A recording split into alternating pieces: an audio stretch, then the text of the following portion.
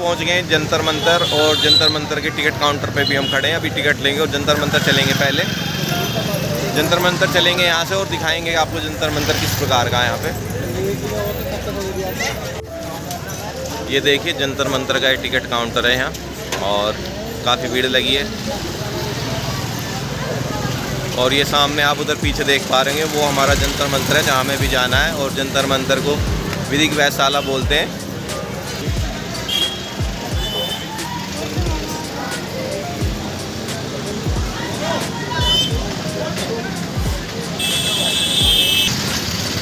ये महाराजा सवाई मानसिंह द्वितीय संग्रहालय द सिटी पैलेस जिसे हम बोलते हैं, ये हमारे सामने, जिसका जो टिकट है इंडियंस के लिए 300 रुपये है, और जो हमारा स्टूडेंट है इंडियन उनके लिए 150 रुपये। यहाँ पर स्टूडेंट आईडी लेके आएंगे तो आप इसके अंदर जा सकते हैं 300 रुपये की टिकट लेकर। और इसी के सामने ये आपका है जंतर मंतर, दोनों ही साथ साथ ही आमने सामने दोनों के टिकट काउंटर है। एक इधर है और दूसरा हम दिखाएं तो दूसरा उधर सामने। तो आप अगर यहाँ घूमने आ रहे हैं तो दोनों जगह बड़ी आराम से घूम सकते हैं यहाँ पे। क्या कहना।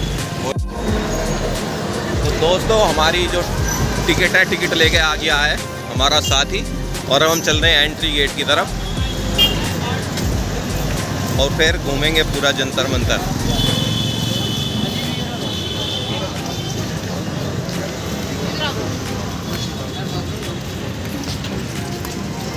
ये दोस्तों जैसे ही हम इसके अंदर एंट्री करते हैं तो सबसे पहले हमें जो सबसे पहला यंत्र है वो यहाँ पर मिल जाता है, देखने को मिलता है, जिसका नाम है उनतास यंत्र। यह यंत्र आकाश में स्थित किसी पिंड के कोणीय ऊंचाई नापने के काम आता है। देखिए देखने में तो एक बहुत बड़ा गोल लोहे का रिंग लग रहा है, लेकिन वास्तव में जो आकाशीय पिंड है उनकी ऊंचाई नापने के ये काम आता है। दोस्तों हम बताते चलें, जो हम जंतर मंतर देखने जाते हैं यहाँ पर जो टिकट लगता है वो आपका प्रति व्यक्ति 52 रुपये का यहाँ पर टिकट है। दोस्तों इसी के साथ अब हम आगे की तरफ चलते हैं, और हम सबसे पहले चल रहे हैं व्रत सम्राट यंत्र की तरफ। व्रत सम्राट यंत्र जो है दुनिया की सबसे बड़ी जो हमारी सूर्य घड़ी है उसका नाम है। और अगर हम इसकी खासियत की बात करें तो इसकी खासियत ये है कि अगर आज भी हम इससे समय की मापन करें तो जो यह समय है हमारा वो 2 सेकंड तक एकदम करेक्ट आता है। यानी कि अगर हम कहें तो इस जो घड़ी है हमारी, ये धूप घड़ी, इसकी जो लीस्ट काउंट है वो 2 सेकंड तक है। यानी कि 2 सेकंड तक की ये टाइम में सिर्फ इसके अंतर आ सकता है, इससे ज़्यादा इसके अंतर नहीं आएगा। दोस्तों अभी हम व्रत सम्राट यंत्र के पास यहाँ पर हम पहुँच चुके हैं, और देखिए ये यहाँ पर व्रत सम्राट यंत्र का एक बड़ा सा हमारा नोटिस बोर्ड भी था, और इसी के साथ अब हम अंदर की तरफ एंट्री कर रहे हैं। ये देखिए सामने कुछ सीढ़ियाँ थी, जो ये गेट बंद कर दिया गया है। इसके ऊपर जाकर भी यहाँ पर कुछ नाप हम करते थे, और ये देखिए यहाँ पर जो संगमरमर है उसकी पट्टिकाएँ लगी हुई हैं, और उनके ऊपर यहाँ पर मार्किंग की हुई है, जो कि अलग अलग चीज़ें नापने के हमारे काम आती हैं। देखिए हमारे कुछ जो साथी वो नीचे प्रवेश कर चुके हैं, और इसी के साथ हम भी चल रहे हैं नीचे की तरफ। और देखिए सामने जो मार्बल की पट्टिकाएँ लगी हुई हैं उनके ऊपर मार्किंग की हुई है, और ये काफ़ी बड़ा यंत्र है। और इन्हीं पट्टिकाओं पे जो मार्किंग है उसकी मदद से हम सूर्य की जो हमारी यहाँ परछाई आती है उसकी मदद से हम यहाँ पर टाइम को कैलकुलेट कर सकते हैं।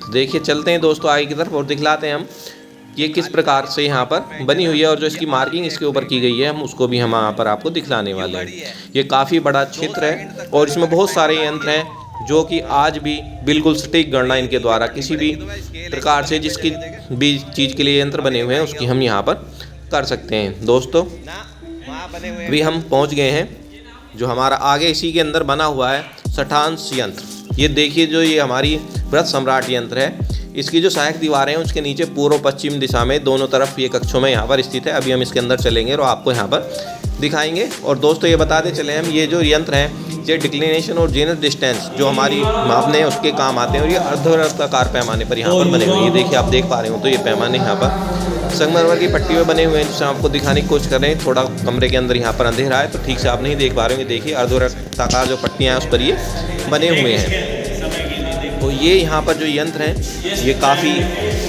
एक्यूरेट और एकदम सही समय बताने के लिए यहाँ पर हमारे बनाए गए हैं। जहाँ पर जो अधिकतर यंत्र हैं सभी पर मार्बल की प्लेटें लगाई गई हैं, और उन्हीं के ऊपर जो मार्किंग है वो यहाँ पर की गई है। देखिए दोस्तों हम चलते हैं जो व्रत सम्राट यंत्र की पट्टिका है उसकी तरफ, और यहाँ पर हम आपको इस पर जो मार्किंग की गई है वो दिखाने की कोशिश करेंगे। देखिए जो दीवार है उसके पास बिल्कुल 12 लिखा हुआ है, यानी कि जो दीवार का हमारी टाइम है जब सूर्य बिल्कुल यहाँ पर होता है तब 12 बजते हैं। उसके साथ देखिए ऊपर तक यहाँ पर पैमाने लिखे हुए हैं, और साथ में पढ़ने के लिए यहाँ पर जो सीढ़ियाँ बनी है अभी यहाँ पर जो इसके ऊपर जाना प्रवेश वर्जित है। आप यहाँ देख पा रहे होंगे, देखिए किस प्रकार से छोटे छोटे यहाँ पर पैमाने का अंकन यहाँ पर पट्टिकाओं के ऊपर ये किया गया है।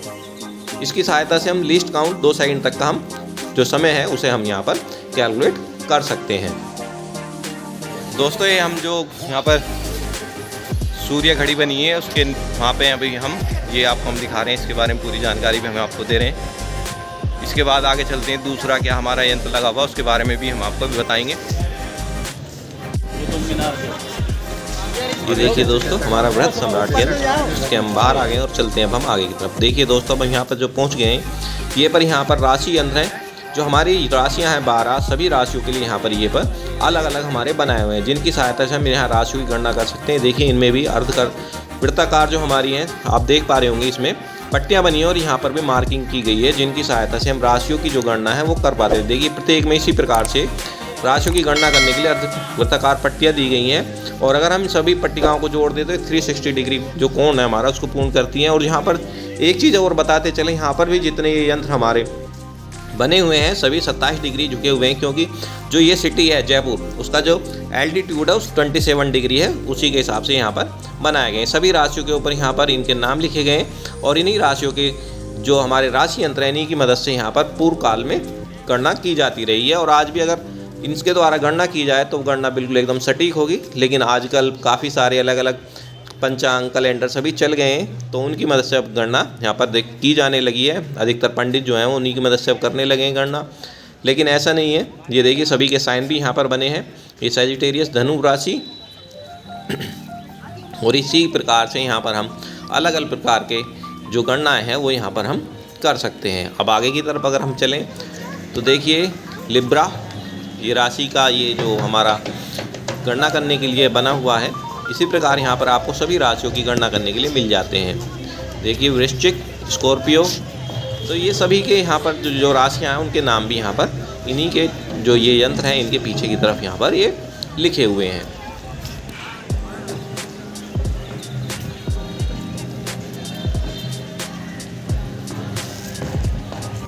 तो दोस्तों ये था राशि वाले यंत्र के, देखिए।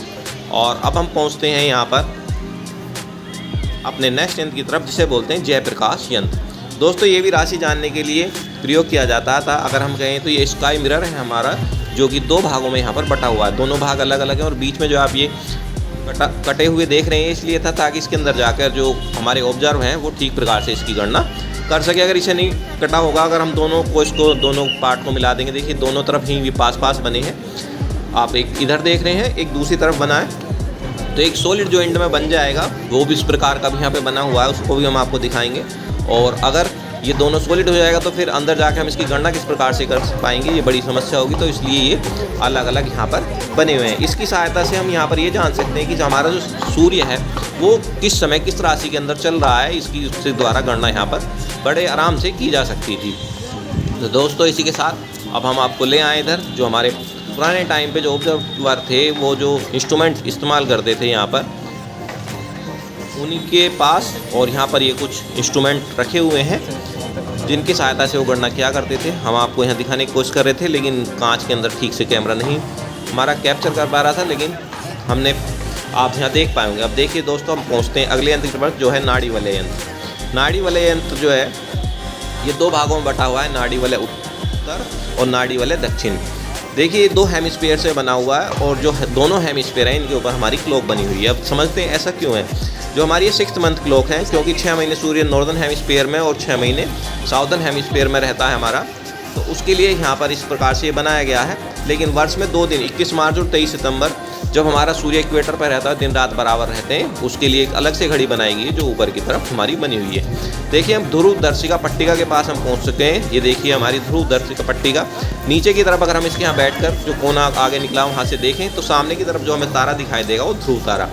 इसी के पास एक और ये छोटा यंत्र बना है जो ध्रुव घड़ी है हमारी, ये हमारा वृहत सम्राट यंत्र का छोटा रूप है यहाँ पर समय की गणना करने के लिए, और इसकी मदद से भी हम यहाँ समय की गणना आराम से कर सकते हैं। ये जो है हमारा, इसमें अगर हम एक्यूरेसी की बात करें तो 20 सेकेंड्स, यानी कि यहाँ पर 20 सेकेंड्स की हमारी एक्यूरेसी में मिल जाती है। दोस्तों अब हम चलते हैं नेक्स्ट, जिसे बोलते हैं हम ये देखिए जो हम बता रहे थे आपको जयप्रकाश यंत्र, उसका जो कंबाइंड रूप ये इस प्रकार से हमें यहाँ दिखाई देगा।